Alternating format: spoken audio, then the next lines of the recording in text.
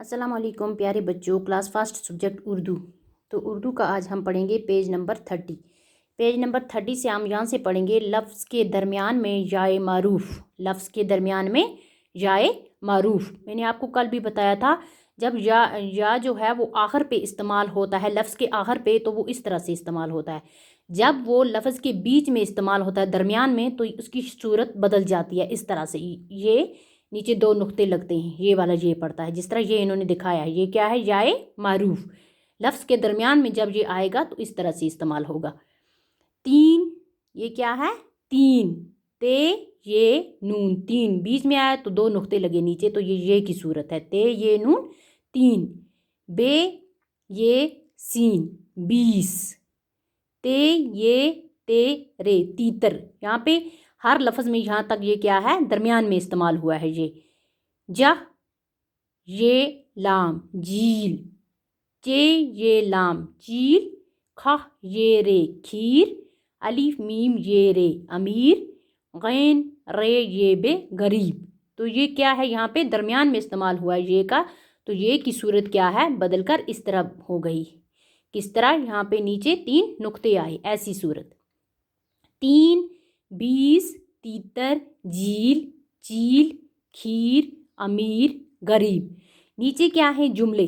कुर्सी ला, कुर्सी ला। रोटी खा। बीन बजा। बकरी दौड़ी। चील उड़ी। मिठाई खा। खीर पका। गरीब की मदद कर। कीफ रे सीन ये कुर्सी, लाम अलिफ ला, कुर्सी ला। रे वाव टे ये रोटी। खा अलिफ खा, रोटी खा। बे ये नून बीन। बे जीम अलिफ बजा, बीन बजा। बे कीफ रे ये बकरी। दाल वाव रे ये दौड़ी, बकरी दौड़ी। चे ये लाम चील। अलिफ रे ये उड़ी, चील उड़ी। मीम ठा अलिफ हमजा ये मिठाई। खा अलिफ खा, मिठाई खा। खा ये रे खीर।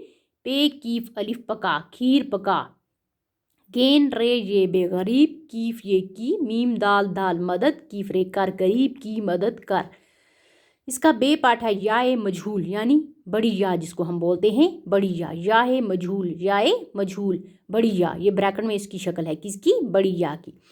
ये वो या है जिसकी आवाज़ खुलकर जाहिर ना हो। ये कौन सी या है? इसकी आवाज़ क्या होती है? खुलकर जाहिर नहीं होती, और ये लफ्ज़ के आखिर पर आती है।